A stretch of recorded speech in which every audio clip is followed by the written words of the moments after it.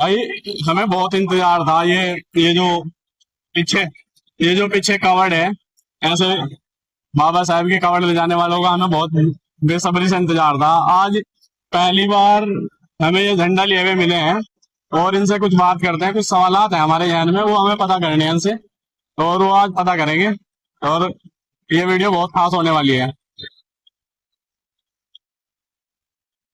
तो भाई है हमारे साथ। ये जो है, ये कवर्ड लेकर के आए हैं हरिद्वार से ना। जी। नाम क्या आपका? सन्नी। कितने पढ़े हो भाई आप? मैंने 10वीं की रखी हुई है।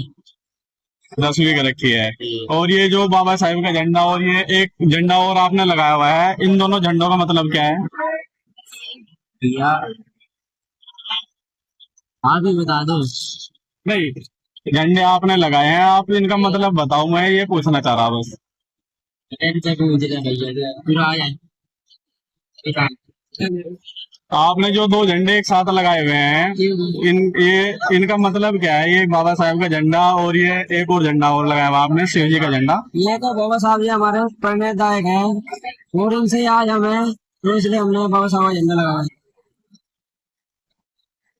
अच्छा, कभी बाबा साहेब के विचारों के बारे में आपने पढ़ा है? हाँ जी पढ़ा है। कितना पढ़ा है? काफी पढ़ा है जी।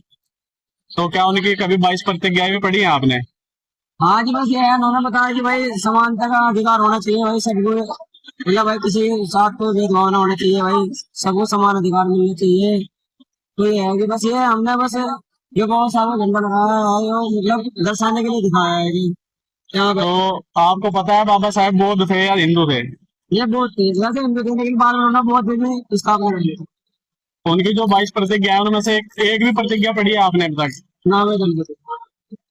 तो भाई सबसे पहले तो आपको 22 प्रतिज्ञाएं पढ़नी चाहिए, क्योंकि वो जो बाबा साहब की 22 प्रतिज्ञा है ना, उनमें सबसे पहली जो प्रतिज्ञा है वो है ब्रह्मा विष्णु महेश को कभी मैं भगवान नहीं मानूंगा। अच्छा।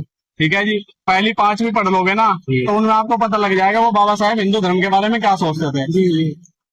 तो आगे से पहले आप ये चीज पढ़ें और फिर उसके बाद जो है ये झंडा लगाएं भाई, कोई क्योंकि बात नहीं है, कोई बात जैसे जैसे हिंदू धर्म की अपनी आस्थाएं है ना, वैसे ही क्या है कि अम्बेडकरवादियों की भावनाएं हैं, वो भी आस होती हैं। नहीं। हाँ जी। वो ये नहीं है कि भाई आप झंडा लगा के बाबा साहेब के चल दें कहीं भी, ऐसा नहीं है भाई। बाबा साहेब के झंडे का मतलब है समानता।